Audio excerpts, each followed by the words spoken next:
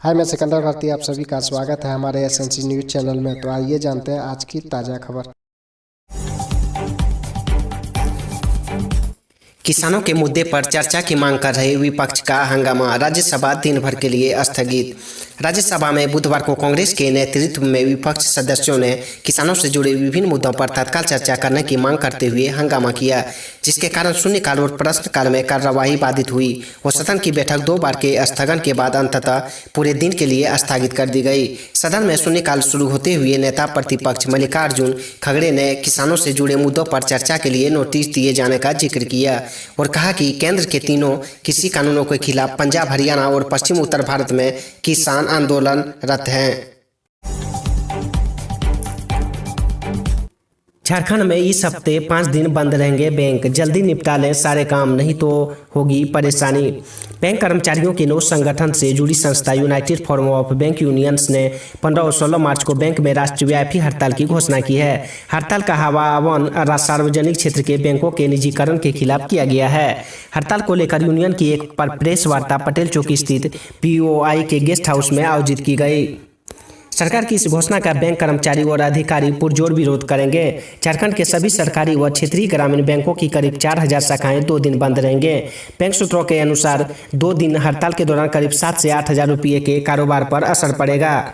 5 दिन बंद रहेंगे बैंक। 11 मार्च महाशिवरात्रि, 12 मार्च बैंक खुले रहेंगे, 13 मार्च दूसरा शनिवार की छुट्टी, 14 मार्च रविवार का अवकाश, 15 मार्च सोमवार बैंक हड़ताल, 16 मार्च मंगलवार बैंक हड़ताल।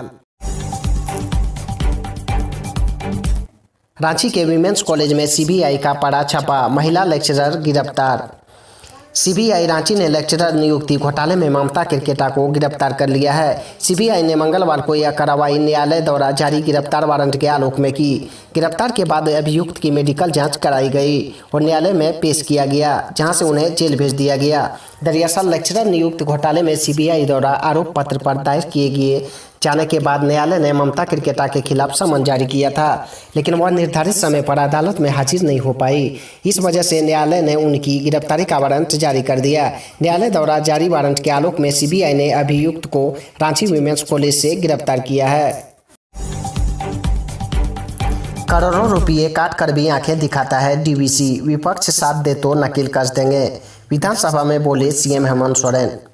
मुख्यमंत्री हेमंत सोरेन ने मंगलवार को विधानसभा बजट सत्र की पहली पाली में कहा कि दामोदर घाटी निगम से राज्य त्रस्त है। डीवीसी केंद्रीय उपक्रम है, वह आम लोगों को नहीं उद्योगों घरानों का बिजली देता है।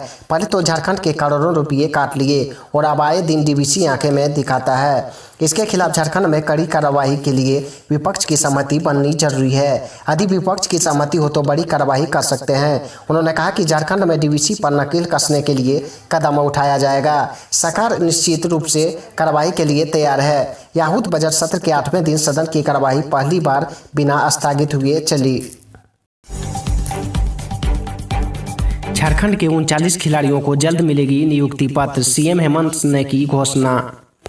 सिमडेगा पहुंचे झारखंड के मुख्यमंत्री हेमंत सोरेन ने जल्द 39 खिलाड़ियों को नियुक्ति पत्र देने की घोषणा की है। सीएम ने कहा कि खेल और खिलाड़ियों को बढ़ावा देने के लिए सरकार लगातार प्रयास कर रही है। इस सिलसिले में सभी जिलों में खेल पदाधिकारी नियुक्त किए गए हैं। वहीं खिलाड़ियों की सीधी नियुक्ति भी सरकार कर रही है।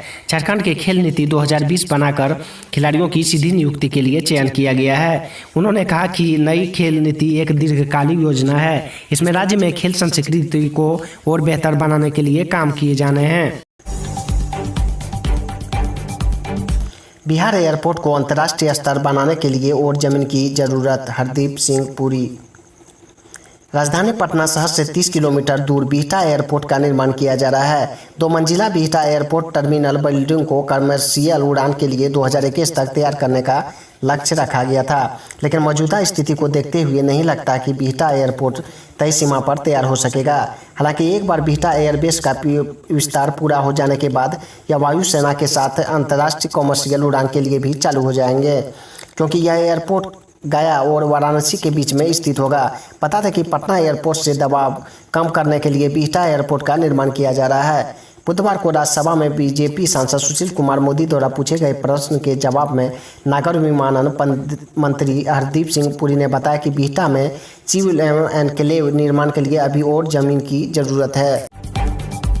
कोलकाता में आग, झारखंड और बिहार में रेलवे का रिजर्वेशन सिस्टम ठप। कोलकाता के स्टैंडर्ड रोड इलाके में सोमवार की शाम एक बहुमंजिला इमारत में लगी आग का बड़ा असर रेल सेवा पर पड़ा है। कोलकाता पैसेंजर रिजर्वेशन सर्विस का सर्वर सोमवार की शाम आग लगने के बाद एकाएक ठप हो गया। बताया जा रहा है कि सर्वर के बगल वाले भवन में आग लगने के बाद रिजर्वेशन ऑफिस का लिंक फेल हो गया। सर्वर डाउन होने के कारण बंगाल के साथ झारखंड और बिहार के सभी स्टेशनों पर आरक्षण कार्यालय के कामकाज ठप हो गया। आईआरटीसी की साइट से ऑनलाइन टिकट भी जारी नहीं हुए। देर रात तक रिजर्वेशन ऑफिस में लिंक का इंतजार होता रहा। बुजुर्ग विधवाओं की पेंशन रोकने पर झारखंड सरकार को एनएचआरसी का नोटिस, 6 हफ्ते में मांगा जवाब। राष्ट्रीय मानवाधिकार आयोग ने झारखंड में कोविड के दौरान 10 लाख से अधिक लोगों के विधवा पेंशन, सीनियर सिटीजन को मिलने वाले पेंशन समेत कई तरह के पेंशन नहीं दिए जाने के मामले में राज्य सरकार व केंद्र सरकार के सामाजिक न्याय मंत्रालय को नोटिस जारी किया है। एनएचआरसी ने पेंशन रोकने के मामले में आई मीडिया रिपोर्ट के आधार पर स्वतः संज्ञान लेते हुए राज्य सरकार के मुख्य सचिव व केंद्रीय सामाजिक न्याय मंत्रालय के सचिव से 6 हफ्ते के भीतर नोटिस का जवाब देने को कहा है। रेलवे यात्रियों को राहत, भागलपुर से विभिन्न रूटों की ये पैसेंजर एक्सप्रेस और साप्ताहिक ट्रेनें फिर से शुरू। बिहार के भागलपुर रेलखंड पर यात्रा करने वाले रेलवे यात्रियों को भारी राहत मिली है। कोरोना काल में बंद ट्रेन जमालपुर साहिबगंज जमालपुर पैसेंजर की सेवा आज से शुरू हो रही है। इसके अलावा भागलपुर अजमेर एक्सप्रेस, भागलपुर नई दिल्ली साप्ताहिक एक्सप्रेस और मालदा टाउन आनंद विहार साप्ताहिक एक्सप्रेस की सेवा फिर से प्रारंभ हो रही है। भागलपुर अजमेर एक्सप्रेस 11 मार्च से चलेगी, जबकि भागलपुर नई दिल्ली साप्ताहिक एक्सप्रेस 15 मार्च से शुरू होगी। मालदा टाउन आनंद विहार एक्सप्रेस 13 मार्च से चलेगी। रामपुर हाट गया पैसेंजर ट्रेन की सेवा 10 मार्च से शुरू होगी। जमालपुर साहिबगंज जमालपुर मंगलवार, रामपुर हाट गया बुधवार, गया गुरुवार से चलेगी। रामपुर हाट जमालपुर पैसेंजर बुधवार को रद्द रहेगी। इंटरनो की सेवा 23 मार्च 2020 से बंद थी। अब इंटरनो की सेवा शुरू होने से यात्रियों को सुविधा हो जाएगी। बिहार बोर्ड 12 मार्च से शुरू करेगा मैट्रिक की कॉपियों की जांच, इंटर का रिजल्ट कुछ हफ्तों में आने की उम्मीद। बिहार विद्यालय परीक्षा समिति की ओर से आयोजित मैट्रिक परीक्षा की कॉपियों की जांच जल्द से शुरू करेगी। बिहार बोर्ड ने इंटर परीक्षा की कॉपियों की जांच पहले ही शुरू कर दी है। 12 मार्च से मैट्रिक की कॉपियों की जांच प्रारंभ हो जाएगी। यह 24 मार्च तक चलेगी। परीक्षा समिति की ओर से कॉपियों की जांच की तैयारी पूरी कर ली गई है। मैट्रिक की परीक्षा में 16,84,000 परीक्षार्थी शामिल हुए हैं।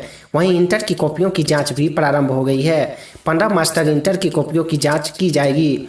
इंटर की परीक्षा में 13.5 लाख परीक्षार्थी शामिल हुए हैं। इंटर की कॉपियों की जांच 5 मार्च से शुरू हो गई है। पहले 26 मार्च से इंटर की कॉपियों की जांच होनी थी। हाई स्कूल में शिक्षक बनने का सपना देख रहे अभ्यर्थियों को हाईकोर्ट का झटका।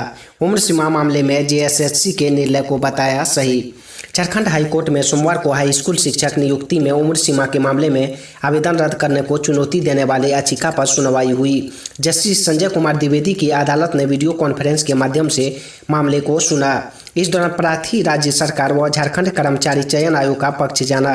सुनवाई पूरी होने के बाद अदालत ने यह कहा कि उम्मीदवार रद्द करने का आयोग का फैसला सही है। निर्धारित कट ऑफ डेट 1 जनवरी 2016 को प्रार्थी की उम्र 43वें वर्ष में प्रवेश कर गई थी। इसके साथ अदालत ने याचिका खारिज कर दी। इसके पूर्व प्रार्थी की ओर से बताया गया कि झारखंड कर्मचारी चयन आयोग ने उनके उम्र की गलत गणना की है। रिम्स समेत झारखंड के सभी 6 मेडिकल कॉलेजों में मंगलवार से ओपीडी नहीं चलेगी। जूनियर डॉक्टरों ने तेज किया आंदोलन। झारखंड में 3 वर्षों से लंबित एरियर भुगतान नहीं होने से नाराज जूनियर डॉक्टरों ने आंदोलन तेज कर दिया है। सोमवार को राज्य के 6 मेडिकल कॉलेजों में ओपीडी बहिष्कार करने के बाद मंगलवार से ओपीडी बंद करने की घोषणा की है। आंदोलनरत रेजिडेंट डॉक्टर मंगलवार को RIMS Ranchi, PMCH Dhanbad, MGM Jamshedpur समेत पलामू, दुमका व हजारीबाग मेडिकल कॉलेजों के ओपीडी बंद करेंगे। रिम्स जूनियर डॉक्टर एसोसिएशन के डॉक्टर अनितेश कुमार गुप्ता ने बताया कि सोमवार को राज्य के सभी 6 मेडिकल कॉलेजों में ओपीडी बहिष्कार किया गया था। शाम में स्वास्थ्य सचिव के सिंह ने जूनियर डॉक्टरों को वार्ता के लिए बुलाया था, लेकिन वार्ता में कोई ठोस परिणाम नहीं निकलने के बाद जूनियर डॉक्टरों ने ओपीडी बंद करने का निर्णय लिया है। डॉक्टर गुप्ता ने कहा कि हमारे सीनियर डॉक्टरों ने भी हमें समर्थन दिया है। जब तक हमारी मांगों को लेकर कोई ठोस फैसला नहीं लिया जाता है, ओपीडी बंद किया जाएगा। दिल्ली में शुरू होगा दुनिया का पहला virtual model school. 100 school of excellence खोलने का भी ऐलान। दिल्ली की आम आदमी पार्टी सरकार ने मंगलवार को 2021-2022 के लिए 69,000 करोड़ रुपए का प्रस्तावित बजट पेश किया। दिल्ली के उप मुख्यमंत्री मनीष सिसोदिया ने लगातार 7वीं बार राज्य का बजट पेश करते हुए हर बार की तरह कुल बजट का करीब 1/4 हिस्सा 16,377 करोड़ रुपए शिक्षा क्षेत्र के लिए आवंटित किए जाएंगे। सिसोदिया ने कहा कि नया बजट देशभक्ति के अनुरूप होगा। इसके तहत दिल्ली के स्कूल छात्रों में कट्टर देशभक्ति की भावना पैदा करने के लिए देशभक्ति पाठ्यक्रम लागू किया जाएगा। दिल्ली सरकार द्वारा 100 स्कूल ऑफ एक्सीलेंस खोलने के साथ ही राजधानी में दुनिया का पहला वर्चुअल मॉडल स्कूल भी शुरू किया जाएगा। उन्होंने कहा कि दिल्ली सरकार टीचर ट्रेनिंग और कानून की पढ़ाई के लिए भी देश की पहली टीचर ट्रेनिंग यूनिवर्सिटी और लॉ यूनिवर्सिटी की शुरुआत करेगी, जहां देश और दुनिया के लिए बेहतरीन शिक्षक तैयार किए जाएं।